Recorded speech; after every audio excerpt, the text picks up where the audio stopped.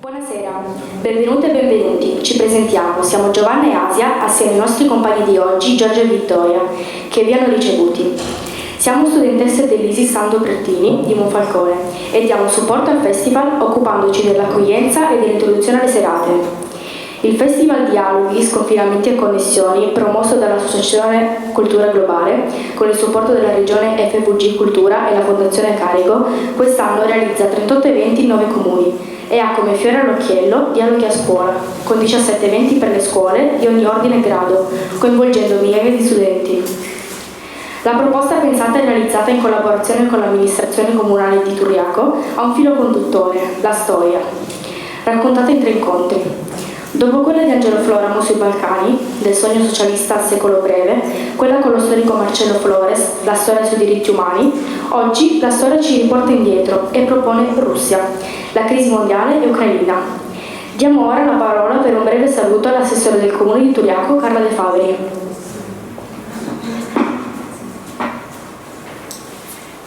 Mi metto davanti a voi, scusatemi, buonasera e grazie di essere qui. Sarò brevissima anche perché ci siamo già visti con molti di voi in precedenti appuntamenti di questa appunto breve rassegna per Turiaco breve, perché sono 3 appuntamenti. A noi l'onore di chiudere sostanzialmente questo ricco calendario di dialoghi, per il quale insomma chiaramente ringrazio il factotum più che l'ideatore, animatore, insomma tutte le funzioni possibili e immaginabili di Renzo Furlano appunto, e sono contenta che con lui abbiamo iniziato da qualche anno questa collaborazione e abbiamo attraversato anche il Covid con lui e continuiamo a spingere affinché non perda questa sua verve e ci permetta appunto di continuare a godere di queste iniziative che sono iniziative che ci permettono di allargare la nostra conoscenza. Il valore aggiunto è quello di saper dialogare anche con la scuola, appunto, cosa che sappiamo essere assolutamente non facile, e anche in questo dimostra di avere grande tenacia. Io ringrazio il liceo, non sono oggi presenti i ragazzi ma li abbiamo visti in opera nei 2 appuntamenti precedenti e so che c'è ancora un ultimo appuntamento a scuola nel mattino riservato alle scuole e insomma al liceo Polo Liceale di Gorizia e naturalmente la scuola che offre il servizio hostess che è appunto l'ISIS Pertini. L'occasione mi è anche gradita, come si dice, per ricordare anche la collaborazione che il Comune di Turiaco ha con il liceo artistico Max Fabiani di Gorizia e che è autore che attraverso i suoi studenti ha potuto realizzare questa esposizione permanente delle 21 donne costituenti anche questo frutto appunto della collaborazione che cerchiamo e vogliamo che le scuole abbiano, perché sappiamo che dalle scuole poi arrivano quelli che dovrebbero essere diciamo gli ideatori del nostro futuro, insomma quelli che ci accompagneranno nel futuro.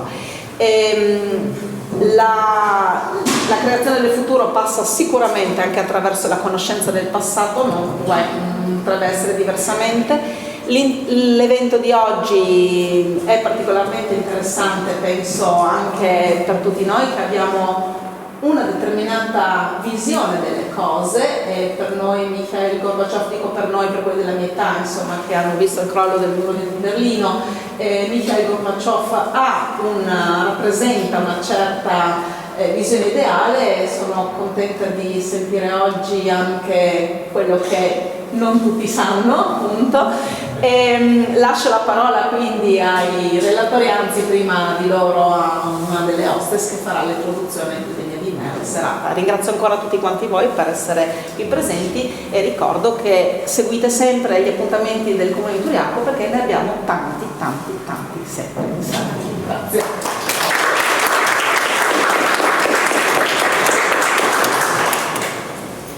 Buonasera a tutti. Questo pomeriggio il giornalista Pierluigi Franco presenta il libro Gorbaciov, il furbo ingenuo, una storia non agiografica all'origine della crisi mondiale e ucraina.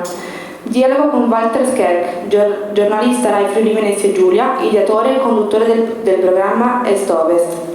Mikhail Sergeyevich Gorbachev ha senz'altro rivoluzionato gli equilibri del mondo, favorendo due linee di pensiero, una che lo ritiene una sorta di eroe, un'altra che lo ritiene un politico incapace che ha, sia pure involontariamente, creato le basi di tutti gli attuali conflitti che stanno sconvolgendo il pianeta. Un dibattito interrotto, poiché le convenienze politiche hanno portato quasi a dimenticare. Il libro è acquistabile in sala presso il banchetto della UBIC di Gorizia e l'autore è disponibile per il firmacopie. Grazie e buon ascolto.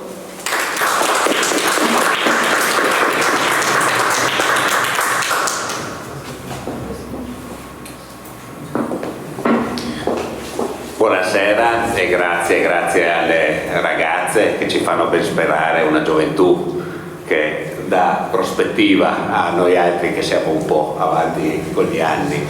Grazie per il loro lavoro, grazie a Renzo Furlano per l'invito e per l'organizzazione di questa rassegna Dialoghi, grazie all'assessore e al comune che ci ospitano e che danno, come dire, un'opportunità a una platea di persone di poter parlare, ascoltare, dibattere di una questione di 40 anni fa, per così dire, 2 anni fa è morto Gorbaciov. Oramai, come dire, anche le nostre vite fanno parte della storia, non solo Napoleone, e Gorbaciov è un personaggio che ha creato la nostra storia, nel bene e nel male, con le contraddizioni di cui ci dirà Pierluigi Franco. Io sono, come mi hanno presentato le ragazze, Walter Scher. Pierluigi Franco è un collega, un maestro per tanti versi, è stato a lungo giornalista del servizio diplomatico dell'ANSA, degli esteri dell'ANSA, è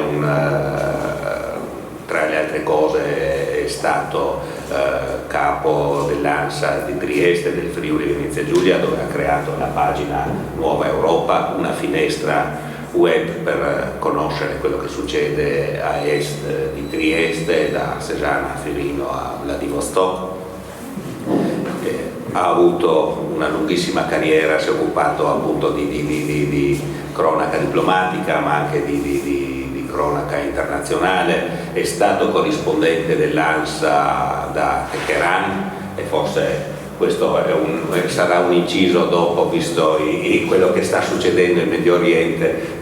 Faremo anche qualche domanda su cosa possiamo aspettarci, speriamo qualcosa di buono, anche se dubito che sarai ottimista, dubito che ci darai una visione ottimista, con il maggior stupore.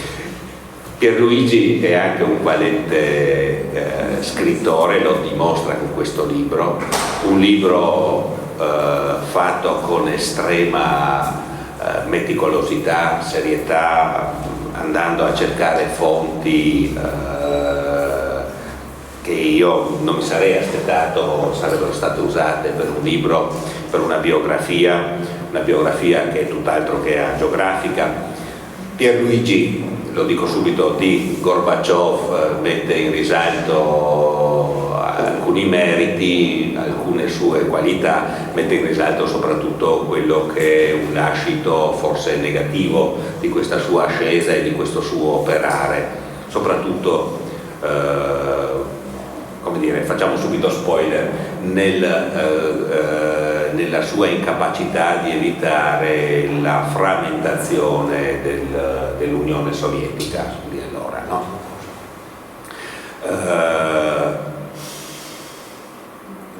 Di Gorbaciov si è detto, si è scritto molto, è morto adesso 2 anni fa, è stato l'ultimo segretario generale del Partito Comunista dell'Unione Sovietica. Da questa posizione ha deciso per praticamente 10-15 anni, quasi 10 anni pieni, dei destini del mondo.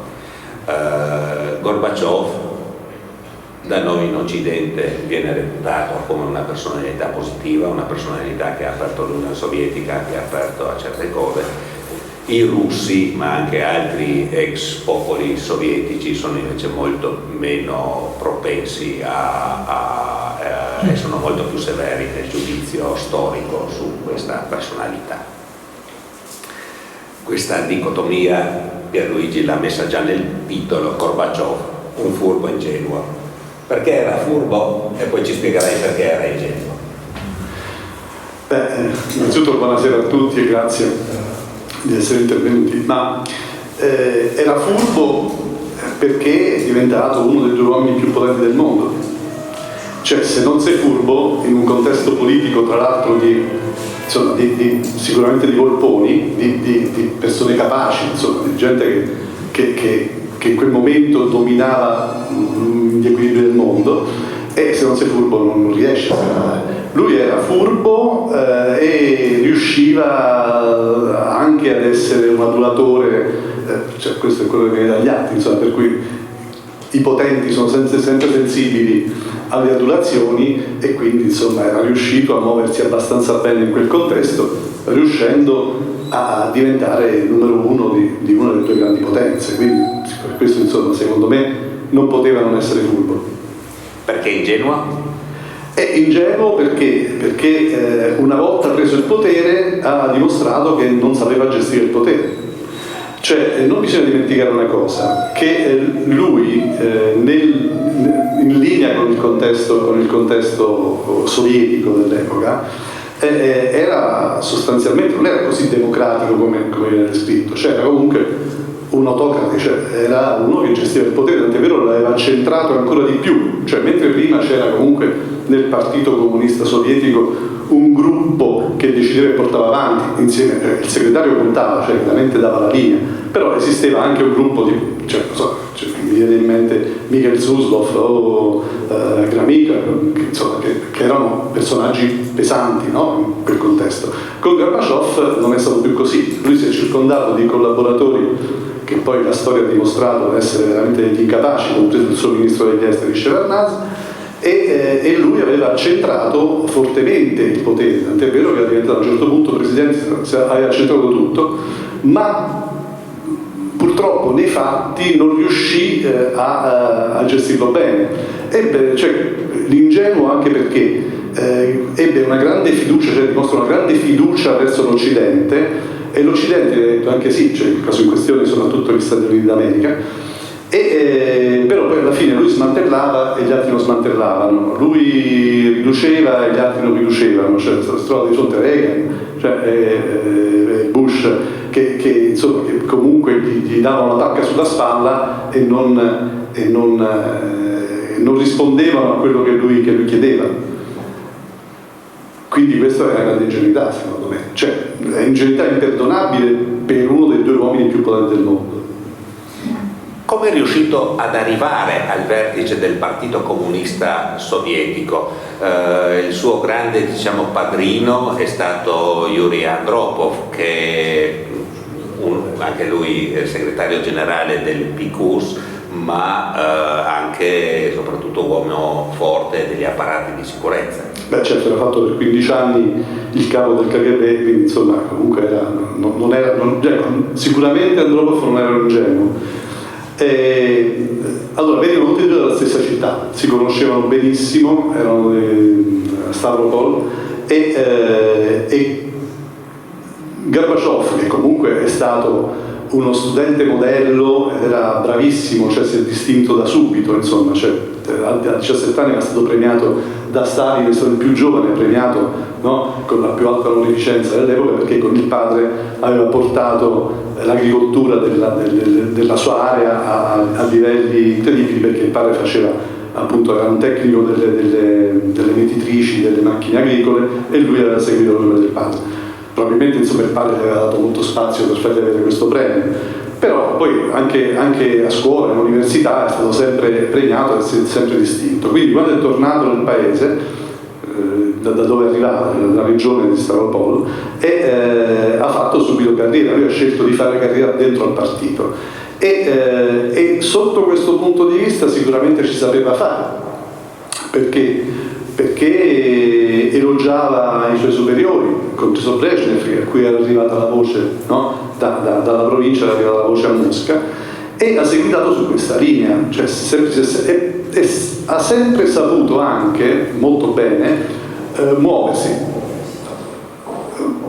nell'ascesa per quanto riguarda il riuscire a scaricare le responsabilità sugli altri quando le cose non andavano bene e riuscire a prendere a sé meriti che magari, insomma, cioè tipo fu fatta una grande opera idraulica che in realtà poi è stata finita, mi pare, comunque in epoca post-sovietica, e lui fece l'inaugurazione di un tunnel di questa grande opera di irrigazione dicendo che facendo grande pubblicità a se stesso perché aveva realizzato questa cosa. In realtà era cominciato molto prima e finì molto dopo, però è stato bravo.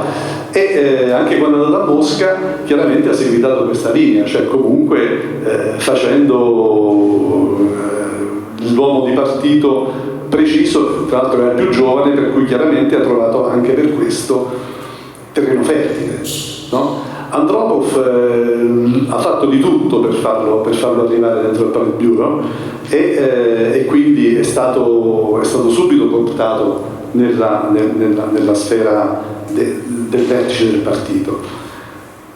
Quello che probabilmente lui voleva fare era seguitare la linea di Andropov, che aveva capito in realtà, perché Andropov non era certo sciocco come abbiamo detto, che era un sistema che stava comunque implodendo, e lui, che è durato 15 mesi, quindi insomma pochissimo, aveva cominciato già un'opera di rinnovamento. Sicuramente gli sarebbe riuscita meglio che non a Gorbaciov, perché il discorso è che tu potevi rinnovare il sistema, però, e questo poi magari ci arriviamo, non sfaldarlo.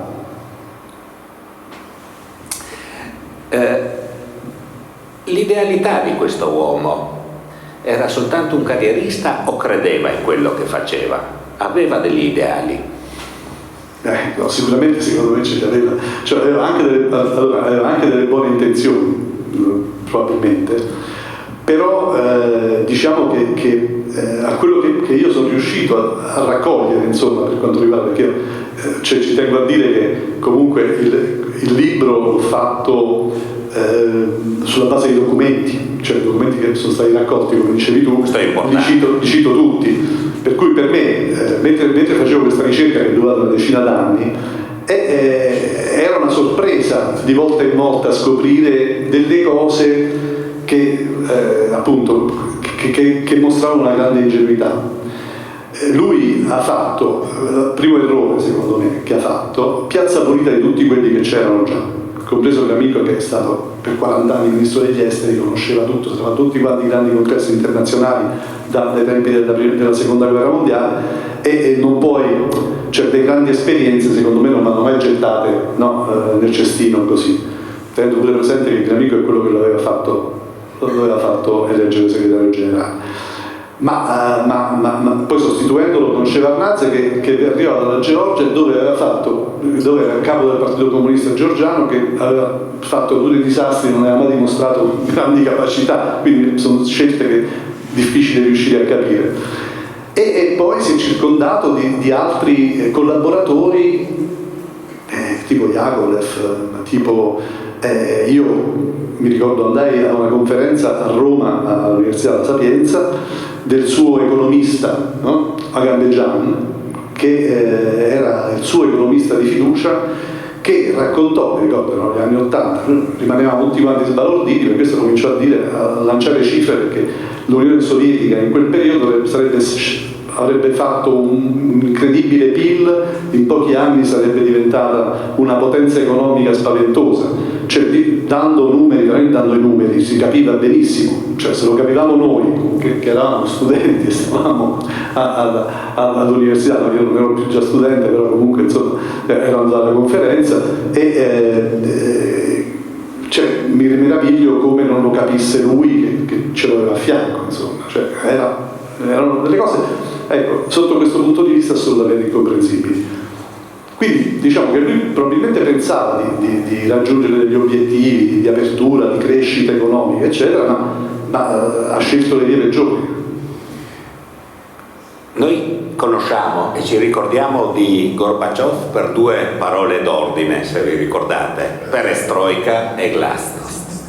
Come nascono queste due politiche?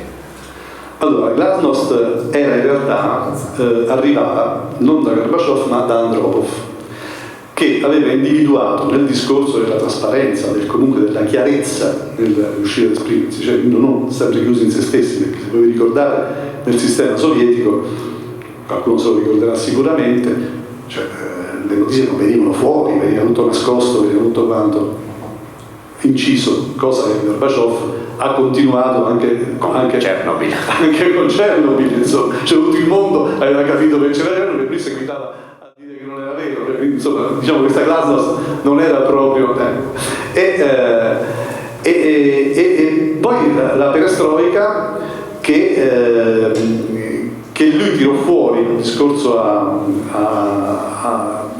Leningrado, allora oggi San Pietroburgo,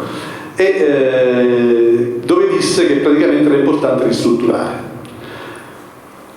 Questa parola è diventata, come dicevi tu, la parola d'ordine, cioè qualunque cosa, e io in quel periodo sono stato in Unione Sovietica e mi ricordo che anche i ragazzini che non andavano a scuola erano tutti quanti contenti perché adesso c'è la libertà, questa è la perestroika, cioè c'è una grande confusione su quello che era il concetto di perestroika.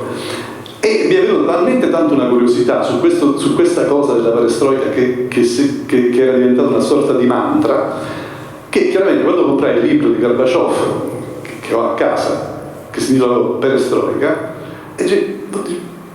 ero convinto di poter capire cosa fosse questa perestroika. Vi confesso la verità, io questa perestroika non capivo, ma secondo me non la capì assolutamente nessuno, perché parla di ristrutturazione, ma la ristrutturazione poi in realtà non c'è stata. E non sapeva da dove cominciare, per cui qualunque cosa era diventata una cosa di perestroika, che è la parola più diffusa in Occidente, ma se chiediamo a chiunque, anche ai grandi analisti politici, cioè difficile che possano rispondere bene. E anche Gorbaciov nel suo libro riporta praticamente tutti gli interventi che aveva fatto nel Politburo, tutti gli interventi dove aveva parlato di perestroika, ripete la parola sempre eccetera, però praticamente era tutto, cioè tutta la sua politica era quella, ma senza mai riuscire a mettere a fuoco. Anche questo è stato secondo me un altro errore di quel periodo. Poi arriveremo alla fine a che cosa ha portato tutto questo. Vi invito, se qualcuno ha piacere di fare domande a Pierluigi, di farlo, alzi la mano e diamo subito la parola, quindi potete anche interromperci. Sì, mi dispiace che magari sto demolendo per qualcuno una figura che però cioè, io la mano vi assicuro che sono contento anche voi al dibattito così. Noi però, Pierluigi, di Gorbaciov abbiamo noi in Occidente una percezione positiva, soprattutto per le sue politiche pacifiste o di disarmo. Gorbaciov è il segretario generale del Partito Comunista Sovietico che ritirò le truppe dall'Afghanistan e Gorbaciov è l'uomo che iniziò la politica di disarmo per quello che riguarda i missili a medio raggio. Che giudizio dai di queste scelte che fece? Allora, anche questo, c'è da dire che è encomiabile l'intento. Il ritiro delle truppe dall'Afghanistan è vero, è giusto, anche perché insomma, c'è una situazione che non è che poi si sia risolta con il ritiro perché abbiamo visto per l'Afghanistan come è finito, perché tra l'altro lui anche gli altri ritiri non sono finiti bene. Ma lui aveva ritirato le truppe e aveva cercato di ottenere la garanzia che comunque si pacificasse la situazione. Invece gli americani, che gli hanno sempre detto di sì e poi non hanno fatto, hanno detto di no, cioè prima dicevano di sì e poi quando scattava la cosa dicevano di no, e hanno continuato a finanziare la guerriglia, per cui è successo che anche mentre si stavano ritirando le truppe io lo riporto l'evento che era successo a Kabul, e cominciavano a piovere i missili addosso ai cittadini, insomma, quindi non è che si sia risolto, anzi da lì si cominciò a riaggravare la situazione, lo scontro anche perché l'Afghanistan sappiamo che che non è un paese facile, no? Ci sono tante tribù, tante etnie, quindi insomma secondo me non si risolverà mai il problema afghano. E lo sapevano bene anche gli inglesi per molto tempo prima. E per quanto riguarda, comunque è incommiabile il fatto del ritiro di truppe che comunque stanno prendendo, stanno prendendo la situazione una brutta piega. Per quanto riguarda il disarmo, anche lì, allora, io mi sono fatto un'idea che magari chi leggerà il libro o comunque chi studierà in qualche altro modo questo periodo, perché io mi auguro che comunque si cominci a parlare di questo periodo, perché la storia va studiata per capire gli errori e per non ripeterli. E questo è un periodo importante perché ha trasformato il mondo, poi ci arriveremo, insomma. Anche lì la cosa che l'idea che mi sono fatto è la grande fretta che aveva quest'uomo, cioè non conosceva la gradualità, cioè per lui andava fatto tutto quanto nel più breve tempo possibile, e la fretta non è mai una buona consigliera. Che è successo per quanto riguarda il disarmo, tra l'altro unilaterale? Lui cominciò dai primi incontri con Reagan a chiedere di avviare il disarmo. Reagan non era dell'avviso, tra l'altro in quel periodo stava anche pensando di fare il discorso dello scudo stellare, che non abbiamo mai capito se era vero, se era un bluff, comunque insomma c'era questa cosa. E a un certo punto Gorbaciov decide di cominciare a farlo unilateralmente. Quindi unilateralmente decide la moratoria nucleare per se stesso. Gli americani dicono no, non ce ne importa niente, seguiremo a fare gli esperimenti, e decide all'improvviso la riduzione dei contingenti militari, decide la riduzione degli armamenti, e gli altri non ridiamo, cioè i ritiro missili e non li ritiri, cioè a un certo punto gli cominciano a chiedere sempre di più e lui concede. Un altro errore clamoroso che ha fatto in questo discorso è la riduzione delle forze armate. Cioè lui a un certo punto ha smantellato, ha ridotto le forze armate senza rendersi conto che erano magari ufficiali giovani, persone giovani che non avevano più lavoro, sapevano fare solamente quello, e creando un'altra sacca di povertà enorme, però di persone esperte in diciamo arti militari. E il primo nucleo di esercito privato, di mercenari, si ha proprio in quel periodo, nel periodo di Gorbaciov, quando questa gente disperata che era venuta su un tipo che a Leningrado ebbe l'idea di lanciare, cioè cominciamo a fare un esercito privato, e questi cominciavano ad aderire, quelli che non andavano all'estero e magari facevano i mercenari, no, nei posti più discreti del mondo. Quindi questa è un'altra cosa sulla quale forse bisognava ragionare un attimo, perché tu non puoi licenziare dall'oggi al domani gente che ha fatto sempre quello, che lo sapevano fare soltanto i militari, no? Quindi altro errore. E ripeto, non so chi lo consigliasse di preciso su queste cose, e non so come mai non fosse in grado di porre un argine a queste iniziative. Seguitava cioè chi si ricorda quel periodo ne usciva una al giorno, io lo ricordate con i documenti, ma ce li ricordiamo pure noi. Certo, in Occidente giustamente queste cose venivano esaltate, perché comunque per la prima volta l'Unione Sovietica si stava smantellando, cosa che di fatto era. Forse l'Europa avrebbe dovuto rendersi conto che non era proprio una cosa piacevole per l'Europa. Per gli Stati Uniti sicuramente, che rimanevano gli unici interlocutori, sicuramente facevano giustamente il loro gioco, cioè era giusto, io al posto di Reagan o di Bush avrei fatto la stessa cosa che facevano loro, non è che l'avrei fatto diversamente. Un'altra cosa, uno dei capitoli della storia che noi abbiamo dimenticato e che questo libro ci ricorda, una delle politiche di Gorbaciov che più fecero scalpore più all'interno dell'Unione Sovietica che non da noi in Occidente, fu una politica contro l'alcolismo, contro l'abuso di alcol e così via. era una piaga sociale dell'Unione Sovietica, rimane una piaga l'alto tasso di alcolismo ancora tuttora, sia ad esempio in gran parte dell'ex Unione Sovietica, ma soprattutto in Russia rimane ancora una piaga. Però Mikhail Gorbaciov sceglie come suo successore un noto alcolista, Boris Yeltsin. Sì, anche questa è una cosa misteriosa, no? Cioè tu ti allevi una serpe in seno, come si suol dire. Allora, Boris Yeltsin viveva al Già degli Urali, cioè in quella che oggi si chiama Ekaterinburg, che era la città dove, tra l'altro, storicamente famosa perché ci fu trucidata la famiglia degli zar con tutta quanta la servitù.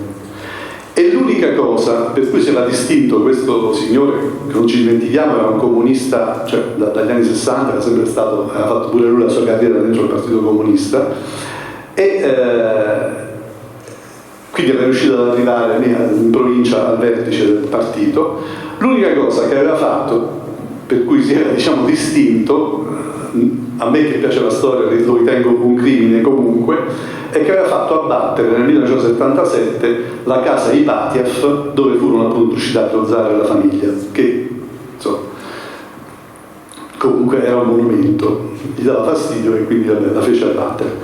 È l'unica cosa che aveva fatto, per cui e poi era famoso anche perché insomma amava la vodka.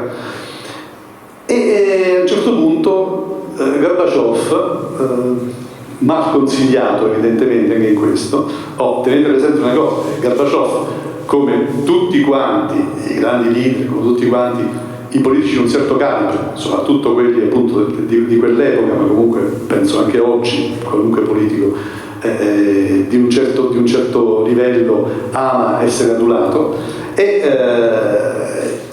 Yeltsin da lontano adulava, cioè divenne un convinto sostenitore di Gorbaciov, cioè quindi consigliato, siccome voleva far fuori, perché lo riteneva un pericolo, un suo nemico, il segretario del Partito Comunista di Mosca, che era quello più importante, la città più importante ovviamente della capitale, lo chiama da Ekaterinburg e lo porta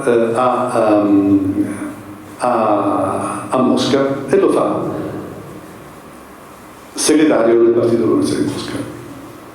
Cioè, tutto questo, come dicevi tu, mentre aveva avviato una disastrosa, perché era stata disastrosa campagna contro l'alcolismo, che aveva già cominciato Andropov, ma con metodi più vicini a quelli staliniani che non a quelli così all'acqua di rose, e in tutto questo invece si mette a fianco una persona che notoriamente insomma, è dedita all'alcol, era un alcolista anche insomma grave, Yeltsin, che lo distrugge. Ce lo distrugge perché diventa più popolare. Scusate come devo aggiungere questo. Lo stesso Gorbaciov nelle sue memorie dice probabilmente era diventato così popolare, io non me ne ero accorto, perché beveva ed era simpatico a gran parte dei russi per questo motivo. Può darsi pure che avesse ragione, non lo so, però fatto sta che comunque riesce a diventare, perché scende tra la gente, riesce a diventare molto popolare. E mentre Gorbaciov resta sempre chiuso dentro le mura di Berlino, cioè piuttosto fa viaggi in Occidente che invece tra la gente del suo paese, e questo è stato un altro grave errore suo, gravissimo. Dubito assai che l'alcolismo sia stato un veicolo di popolarità di Yeltsin. Lo diceva Gorbaciov, forse è un altro giudizio sbagliato, perché ad esempio nella coscienza storica dei russi, diciamo così, tra le varie cose c'è anche una specie di orgoglio storico che ha prodotto l'attuale tragedia che si sta sviluppando in Ucraina. Tra le altre cose un senso di rivalsa, una ricerca da parte dei russi di una dignità E nel ricordo dei russi degli anni 90 una delle cose più traumatiche è stata vedere il loro presidente Yeltsin ubriaco fradicio che ballava come un orsetto davanti a Clinton. Quella immagine che a noi sembrava, perché anche a noi sembrava scioccante, per i russi è una cosa tragica e la ricordano proprio come forse l'apice, diciamo così, di quello che è stata l'umiliazione della nazione russa e così via. Per dire, questo è il personaggio. C'è anche sul web, si può ancora vedere quella famosa conferenza stampa dove c'è stato lui e Clinton piegato in due e lui ubriaco che faceva la conferenza stampa dicendo cose farneticanti. È terribile ancora oggi, e mi metto nei panni appunto dei russi che poi insomma lo hanno detestato, però all'inizio lo hanno anche accolto bene perché comunque non volevano più Gorbaciov, questa è la verità. Passiamo alla caduta dell'Unione Sovietica e il ruolo che ha avuto Yeltsin in questi generali che tentano questo appoggio. Il colpo di Stato di agosto secondo me resta uno dei colpi di Stato più misteriosi della storia, per una serie di motivi, no? Perché innanzitutto a fare il colpo di Stato sono le stesse persone che detengono il potere, quindi contro chi lo fai.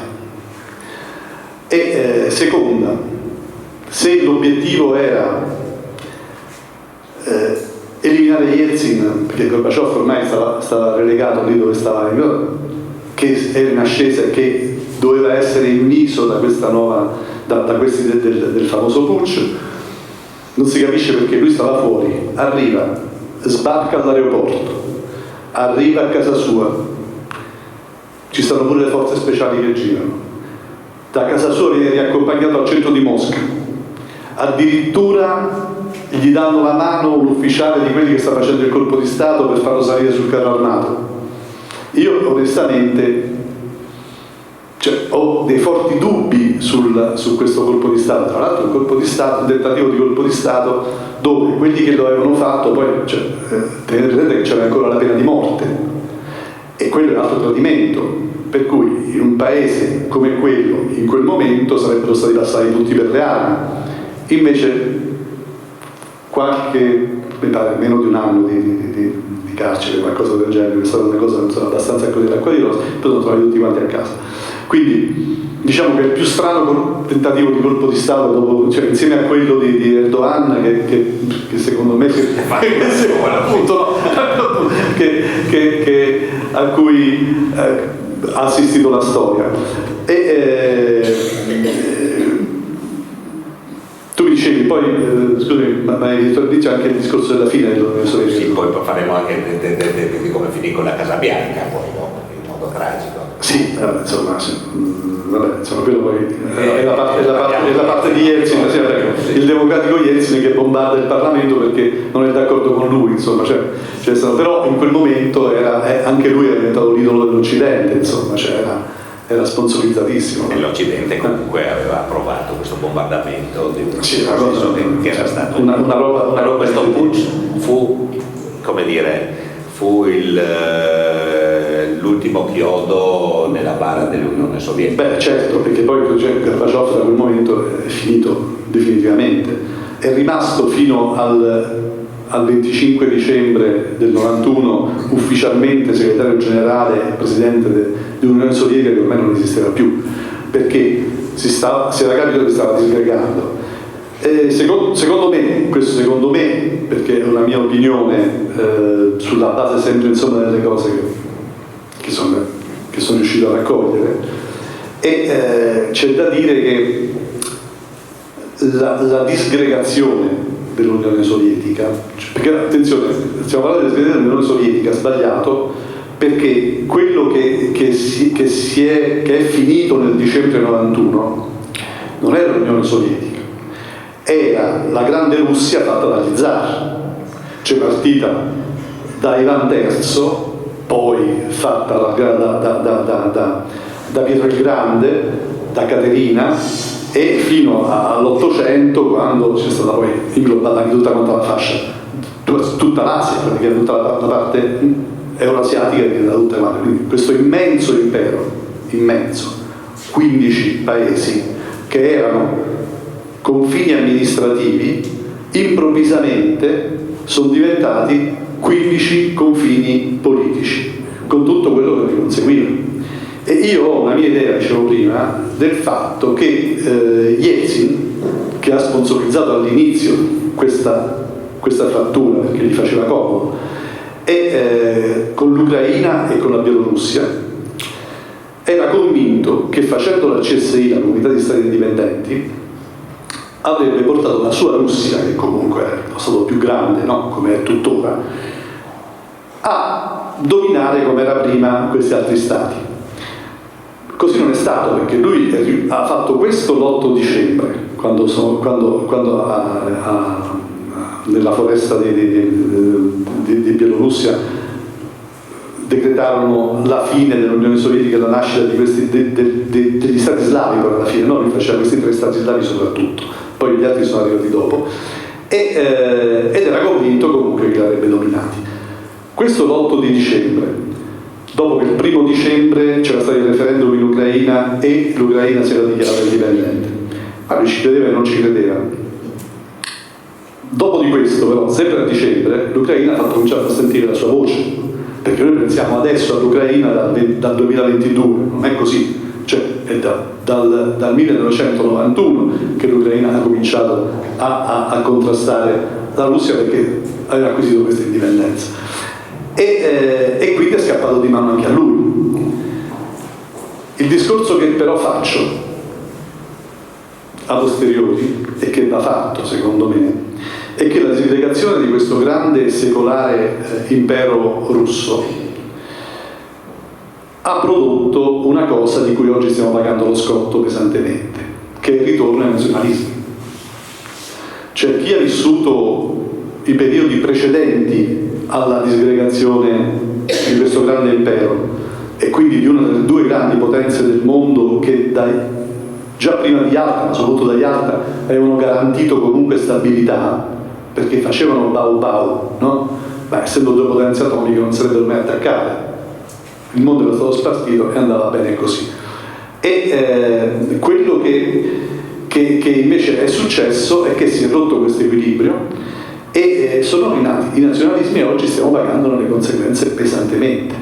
Quindi io credo che la politica di Gorbaciov andrebbe studiata in maniera molto attenta proprio per capire quello che sta succedendo oggi e da cui difficilmente usciremo, perché comunque se non si ricreeranno le condizioni di un equilibrio mondiale che c'è sempre stato, vuoi con gli imperi europei, no? Una volta c'era il grande impero della Gran Bretagna, cioè, comunque situazioni di equilibrio sono sempre state. Oggi questo equilibrio si è rotto e abbiamo un'America che sta in crisi per conto suo, che comunque è l'unico giocatore a livello mondiale, Putin che tenta di acquisire, di spostare l'asse sui BRICS e su tutto quanto il discorso euroasiatico, e probabilmente ci riuscirà, certo, insomma, a 72 anni, però potrebbe riuscirci. E quindi ci troviamo di fronte a questa situazione. E nessuno, secondo me, nessuno dei politici oggi, anche a livello europeo soprattutto, fa questo tipo di analisi, cioè della pericolosità dei nazionalismi che abbiamo inglobato anche all'interno dell'Unione Europea grazie a quella disgregazione. E vediamo gli effetti quali sono. In questo processo di disgregazione dell'Unione Sovietica di quei mesi, quei giorni, paradossalmente chi era contrario alla CSI, alla disgregazione di quella unità statale, era proprio la leadership ucraina, soprattutto Kuchma, paradossalmente, che avvisava prima Gorbaciov, dopo Yeltsin: attenti, state giocando col fuoco. Kuchma, primo presidente poi ucraino, aveva avuto, e per questo fu criticato aspramente dai suoi nazionalisti interni in Ucraina, una volta visto che questi comunque avevano deciso la strada da fare, intraprese, fece il referendum e andò coerentemente a creare uno Stato. Però gli va dato atto che prima aveva avvisato i questi così qua, così per capire anche quello che sta succedendo oggi in Ucraina e anche il risentimento degli ucraini verso questa invasione che stanno subendo da questa prospettiva, no?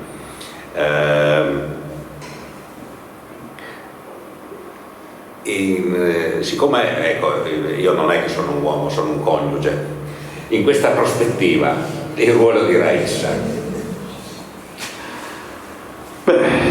Raissa in Occidente era stata tanto portata sugli altari, in Russia non la potevano veramente vedere, cioè, forse c'è qualcuno in sala che conosce bene questa situazione.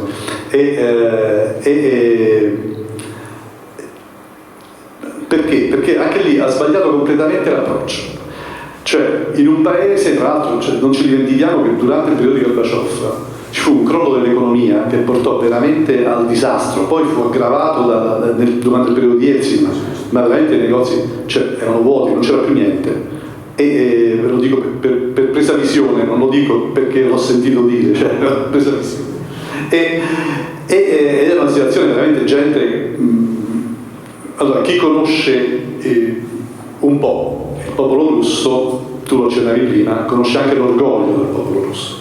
È un popolo molto, da sempre, molto orgoglioso. Per cui questa situazione era difficile da accettare, anche nella povertà che si stava creando, cioè non c'era veramente più niente. In tutto questo c'era Raissa che sfoggiava, cioè, con un errore clamoroso, cioè questi erano abituati alle mogli dei segretari generali eccetera, sempre vestite quasi alla maniera contadina, no? Sempre un po' dimesse, un po' forse anche in maniera esagerata, però comunque era così. E si sono trovati improvvisamente con questa che veniva vestita dai grandi sarti francesi, no? Poi per cercare di recuperare cominciò a sviluppare anche degli atelier in Russia con degli stilisti locali, quindi cominciò anche a vestirsi con gli stilisti. Però questa era una cosa che non... Era un errore banale, anche perché comparire in televisione, per esempio c'era un fatto, andarono a fare una visita in Siberia, che riporto, e ci furono le critiche molto aspre, perché lei andò a visitare, non mi ricordo cosa andò a visitare, le donne di questo paese, di questo posto, e c'erano tutte queste qui vestite chiaramente in maniera molto semplice, e lei invece sfoggiava questi abiti incredibili di lusso degli stilisti, e questa cosa, comparendo in televisione, che veramente non è che porgeva a suo favore, è una banalità, sembra detta così una banalità, ma vista in quell'ottica non lo era molto. Anche quando andava all'estero, cioè le visite in America erano famose perché faceva gara, anche tutti quanti i giornalisti si preparavano a capire, no, cosa avrebbe sfoggiato durante gli incontri con la moglie di Reagan, no? Ci stavano appunto che si cambiava 4 volte al giorno, quindi facevano una sorta di gara a chi stava veramente, una cosa che in un paese che soffriva in quel momento forse insomma non era che vista, per cui Raissa non era amata, ecco. Altra cosa che chiaramente ha portato male a Gorbaciov. C'è qualche domanda? Qualcuno che vuole intervenire, porre qualche domanda? Se no, quando io ha accennato a questa situazione di estrema povertà e di tracollo dell'economia, questo tracollo dell'economia prima nel sistema comunista con Gorbaciov e poi nel primo passaggio a Yeltsin, poi con l'affermarsi con Yeltsin di un capitalismo feroce, selvaggio, di rapina in Russia, una cosa tragica. In quel periodo di Yeltsin, secondo alcuni economisti, l'altro giorno mi è passato questo dato sotto gli occhi, praticamente una generazione di pensionati russi in quel periodo letteralmente morì di fame. Ci fu una povertà incredibile, accompagnata anche, ricordiamolo, da 2 guerre, la seconda c'era già da 2 guerre in Cecenia, la seconda c'era già Putin, ma dalle varie guerriglie in Dagestan e così via, insomma, quindi una situazione tragica per quel paese. C'è qualche domanda? Potete prendere coraggio, Volevo solamente dire una cosa che mi ero dimenticato di dire prima. Cioè, quando tu hai detto giustamente Gorbaciov che è passato come il grande pacifista.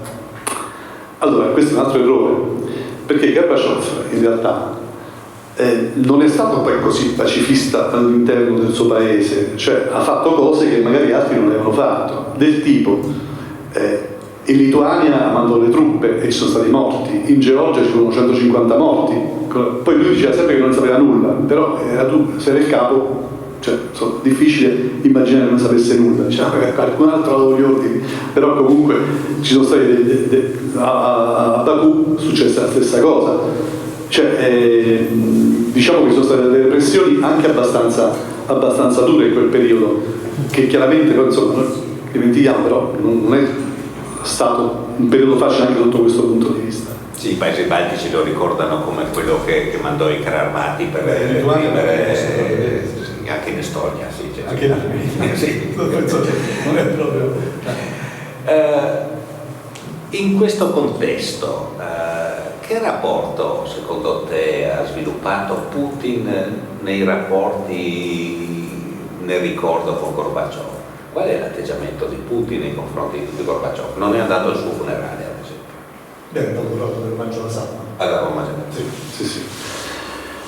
Beh, cioè Putin incarna, secondo me, quello che pensa il popolo russo.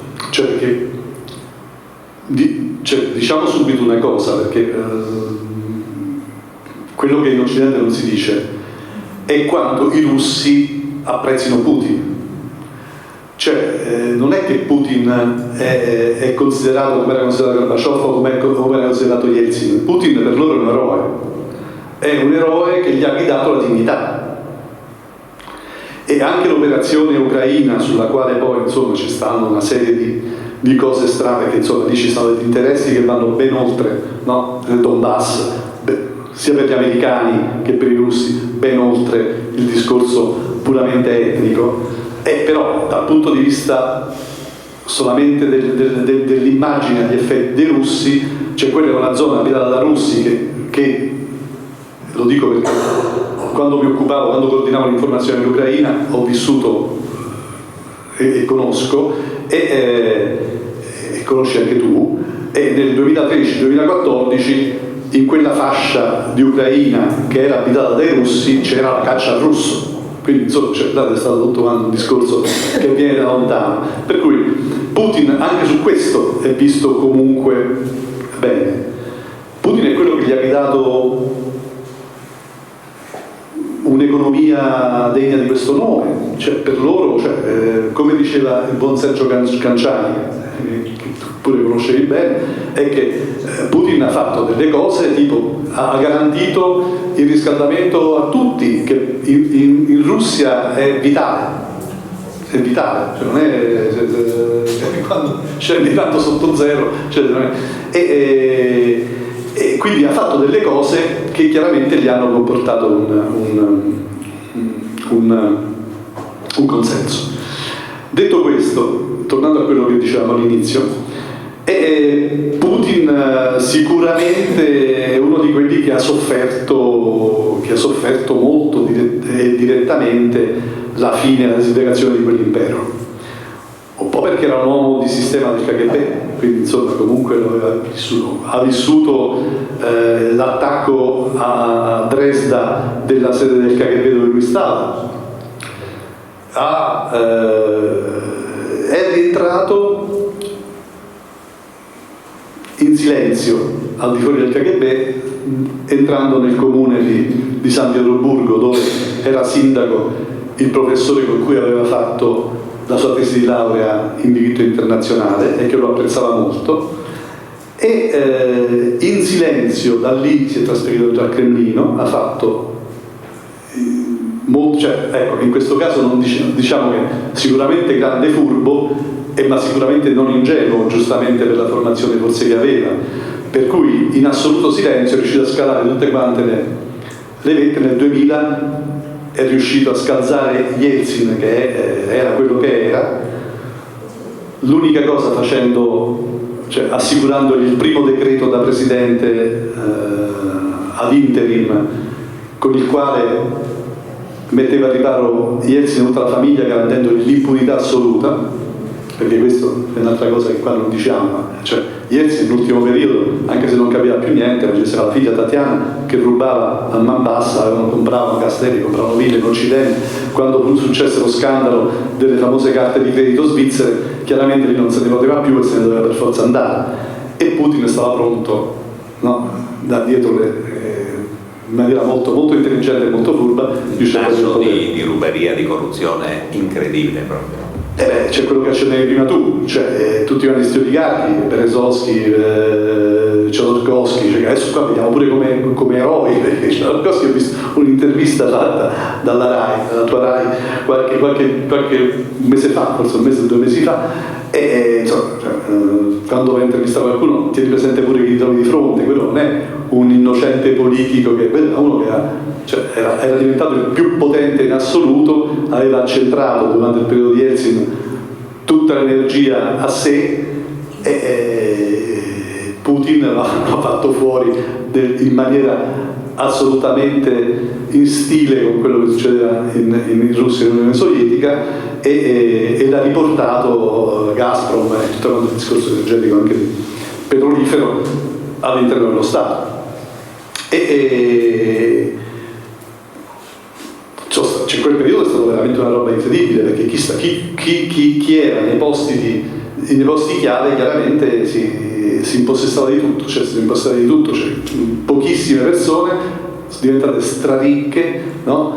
Poi basta pensare a Berezovsky, no? Che era comunque un professore universitario, membro del partito, ha capito giustamente con tutti i furbi come girava l'aria ed era diventato ricchissimo, quel periodo era così. A tuo avviso, Vladimir Putin che gruppi sociali rappresenta? Di chi è espressione? Ma guarda, Putin secondo me è Putin.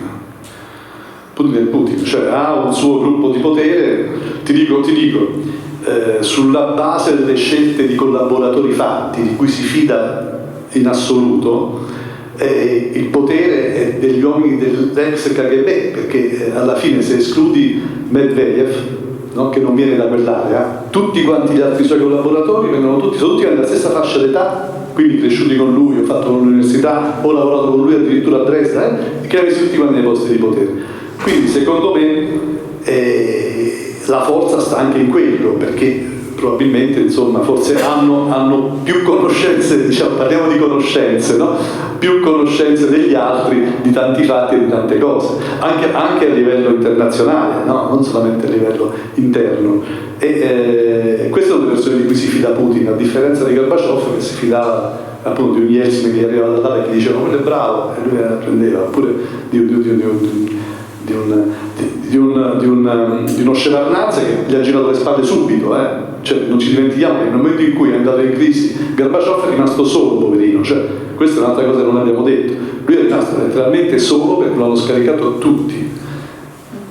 Anche questo vuol dire che forse non è scelto proprio bene. A Putin non succederebbe questa cosa qua. Ci sono domande?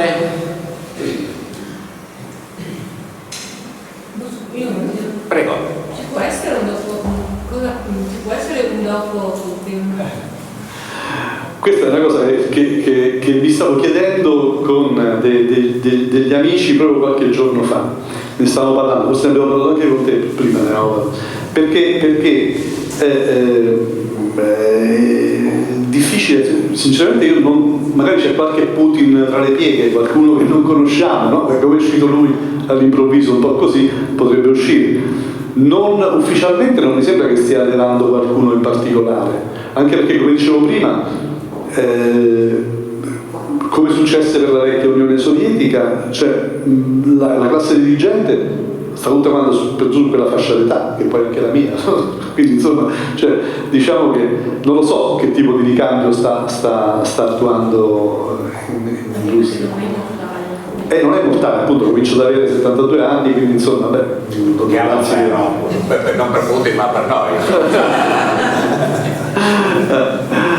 E quindi è una bella domanda che non è facile rispondere, sinceramente. Non so se Walter ha qualche idea in proposito. No, non faccio il veggente. Non è facile anche perché comunque è un paese sviluppato, è un paese dove c'è una modernità tecnica, dove c'è tanto autoritarismo, ma in cui comunque si sviluppano talenti. E è vero il problema di cui diceva Pierluigi, cioè che per governare la Russia, per governare città come San Pietroburgo o Mosca, Megalopoli, devi avere un'organizzazione statale abbastanza ferrea per garantire a tutti gli appartamenti di avere durante l'inverno 20 gradi e non morire. È però anche vero che quella società si è molto sviluppata, non è la società che Putin prese in mano oramai 25 anni fa, ed è una società, ad esempio, in cui i giovani hanno molto spazio e sono giovani che non conoscono la storia di Yeltsin. Quindi il cambio generazionale ci sarà probabilmente anche drammatico, non ci saranno rottamazioni tipo come quelle che abbiamo vissuto noi o come aveva fatto Gorbaciov, però un cambio generazionale, anche un cambio, diciamo così, intellettuale nella conduzione di quello Stato, molti analisti lo prevedono, al di là di come andrà a finire l'invasione dell'Ucraina, sia per motivi, come dire, di ricambio naturale, sia per motivi di sviluppo tecnologico della Russia. Di sicuro non credo che possa, perché questo è il sogno di qualcuno, magari, che l'Occidente possa piazzare una sorta di fantoccetto anche lì. Cioè, per quello che conosco io, i russi, non credo che sia possibile, insomma, non è l'Ucraina. No, però non sarà nemmeno possibile, ecco, diciamo così, una cosa solo all'interno delle forze armate o solo all'interno del KGB. Sarà una cosa molto complessa, una cosa nuova, una cosa di cui probabilmente nemmeno i russi sanno orientarsi, no? La cosa che però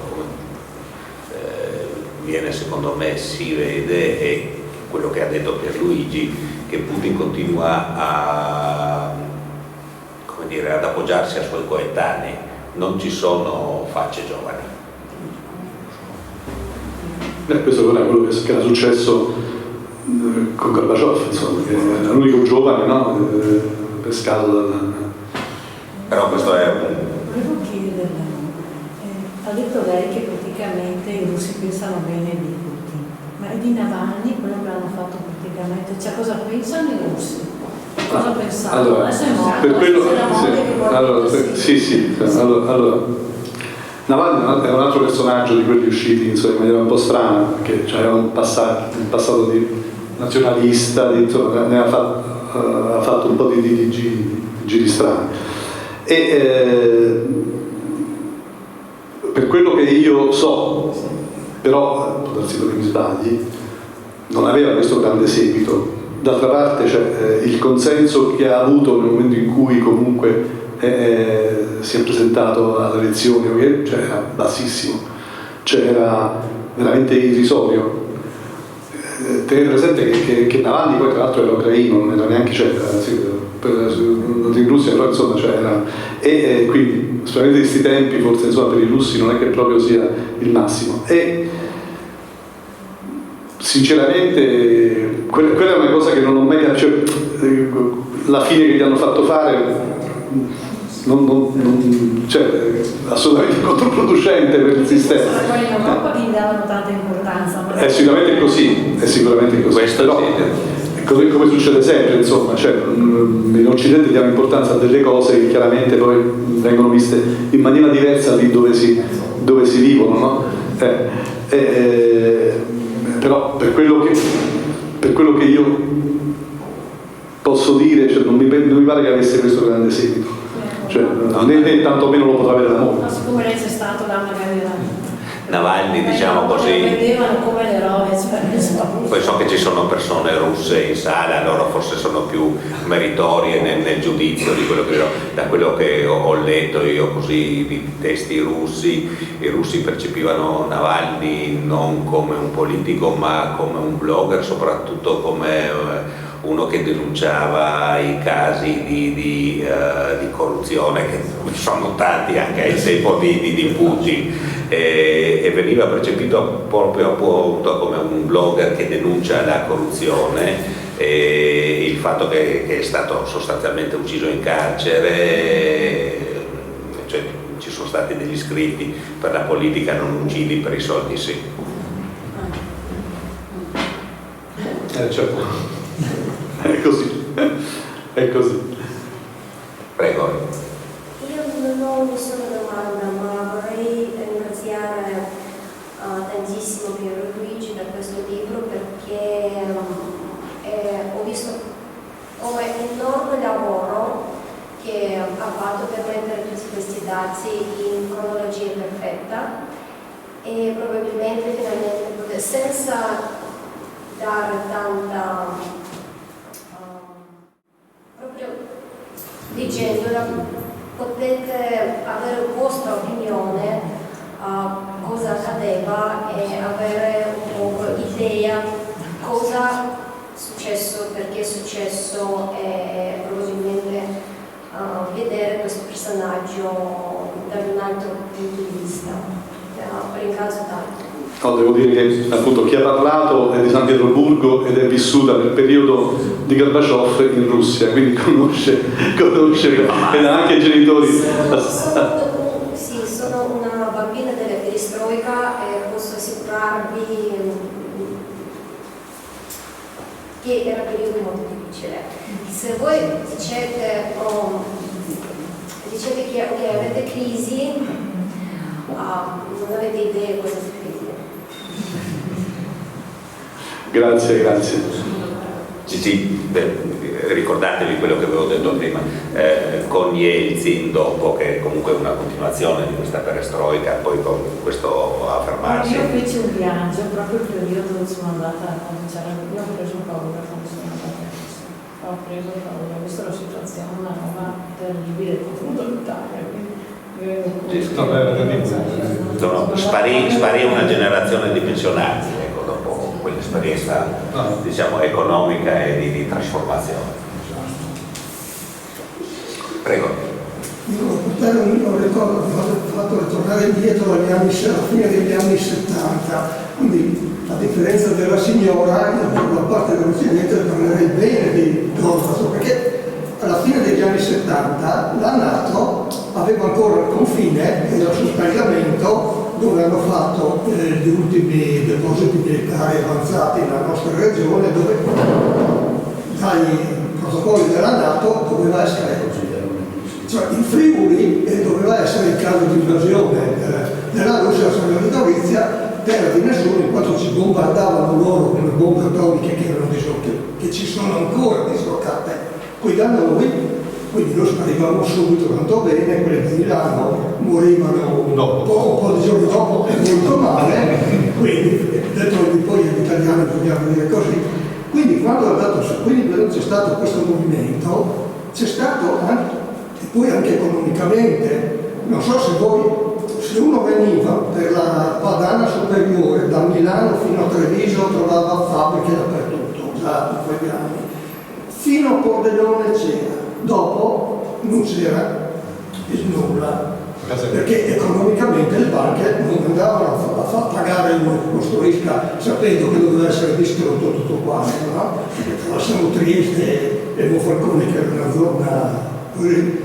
Quindi Gorbaciov, quando è venuto, a un certo momento c'è stato questo sentirsi sollevati, finalmente non morivamo, almeno siamo ancora vivi, siamo ancora qua, no? Quindi nei nostri confronti Gorbaciov è stata una persona che ci ha portato almeno in questo piccolo spicchio di Friuli, di terra italiana, no? Il Signore ha ragione, con il nostro guardare ricordare così bisogna tenere presente di quello che era, ecco, che non sembri un rimpiangere, come dire, come i vasi pieni che stavano in Egitto, per usare una parabola biblica. Però volevo... Poi volevo dire solo un'altra cosa. L'Ucraina, per esperienza delle battaglie di mio padre, io ho avuto una di Neapoli e questa era come fosse di Turiaco, qua era imperiale, suo nonno aveva fatto il militare a Trieste, come quelli di Turiaco, sono sicuro, hanno fatto il militare, andavano a fare il militare con la Russia. Perché il Lvov della Neapoli non era di Donetsk, perché esistono due Ucraine, non esiste una sola. E poi ho avuto anche ballanti di Kiev, e quelle erano russe, di Mosca, proprio perché russo. Da Kiev è nata Mosca, quindi insomma da Kiev è nata Mosca. Sì, cioè, quindi... sì, no, proprio queste persone, quindi a fine anni 90, notavi questa differenza, quindi anche l'Ucraina, come tutti i paesi dell'Europa, sono tante nazionalità. Ma lì ancora di più, sono proprio due anime diverse, proprio completamente diverse, anche come religione, anche come proprio due culture completamente diverse. Però, tornando a quello di prima, a quello che diceva prima, allora mi rifaccio a Sergio Romano, che non è notoriamente, insomma, è stato un grande diplomatico, no? Un grande uomo, un grande liberale, una persona di grandi aperture, che ha sempre sostenuto, e io sono d'accordo con lui, che finché c'è stato l'equilibrio di Yalta, sì, c'era il gioco delle parti. È chiaro che qui c'erano le caserme, era il confine, la stessa cosa succedeva dall'altra parte, ma si sapeva benissimo che da qui non avremmo lanciato nulla, o comunque gli americani, perché penso che si lanciavano tra Washington e Mosca nel dialogo, noi eravamo la parte debole, no? Però finché c'era quell'equilibrio, probabilmente siamo stati tutti in una sorta di guscio, cioè si abbaiava tanto, no? Si abbaiava tanto, però in realtà nessuno dei due era suicida, no? Perché c'era un equilibrio. Se c'erano gli SS-20 di là, c'erano i pesci di qua, comunque si sapeva che se partiva un missile partivano tutti quanti, e anche a Milano sarebbero finiti male, comunque, insomma, ben presto. E quindi io ritengo che, nonostante insomma ci fosse chiaramente questo clima, però anch'io sono cresciuto in quell'epoca e sinceramente mi sentivo con l'equilibrio che c'era comunque, no? Sul quale si faceva anche, mi ricordo Aerono Schese faceva i 2 telefoni rossi, o insomma si faceva tanta ironia pure su questa cosa, ma non eravamo sicuri che non sarebbe successo niente. Oggi non sono più tanto sicuro, però, proprio perché manca questo equilibrio perché purtroppo, cioè volendo dobbiamo rifarci al povero Corvi che nella sua ingenuità l'equilibrio l'ha sfasciato. Poteva tranquillamente portare, secondo me, questo lo scrivo alla fine del libro, si poteva tranquillamente arrivare a una democratizzazione, a un'apertura di quel mondo, no? A una trasformazione di quel mondo, non necessariamente in senso occidentale, perché comunque stiamo parlando di una realtà che storicamente è stata sempre un po' europea e un po' asiatica, è una realtà euroasiatica talmente vasta che comunque, nonostante abbiano avuto, non so, anche Caterina che era prussiana come zarina, ma comunque non è che abbiano vissuto l'Occidente in maniera così profonda, anche gli zar, no? Quindi stiamo parlando di un altro mondo che ha una sua storia. Comunque si poteva fare un processo di democratizzazione, di sviluppo, perché poteva anche fare un discorso di sviluppo, come ha fatto, cioè in quel periodo c'era stata anche l'esperienza cinese, no? A cui Andropov aveva guardato.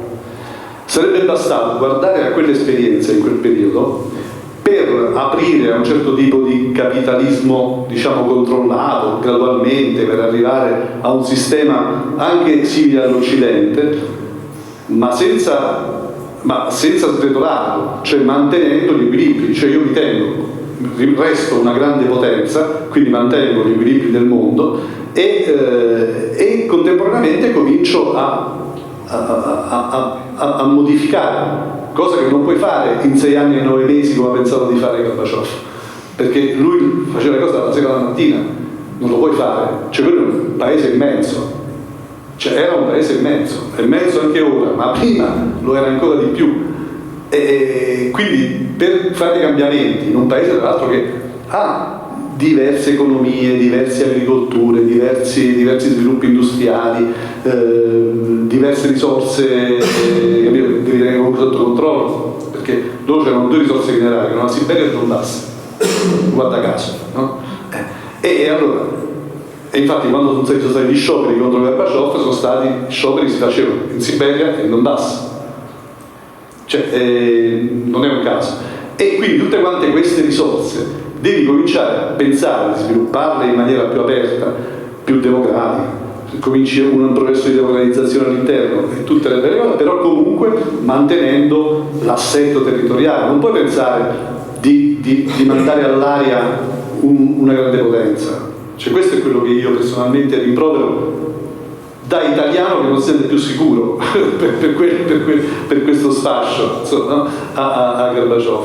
Cioè poteva farlo in maniera un po' diversa, se fosse stato un po' più accorto, un po' più capace probabilmente, e avrebbe voluto farlo ugualmente, insomma, o comunque avviare un processo di questo tipo. Questa è una buona conclusione di questa serata, conclusione però che ho con le firme che farà per Luigi e i libri che stanno lì.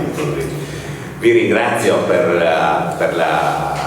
l'ospitalità che ci avete offerto, ringrazio il Comune, ringrazio Renzo Furlano, ringrazio le ragazze dell'Istituto IFIS, siete state splendide ragazze. Niente, vi invito a ancora un po' di dialogo con vis-à-vis questa volta con Piero Luigi. Grazie a tutti. Grazie.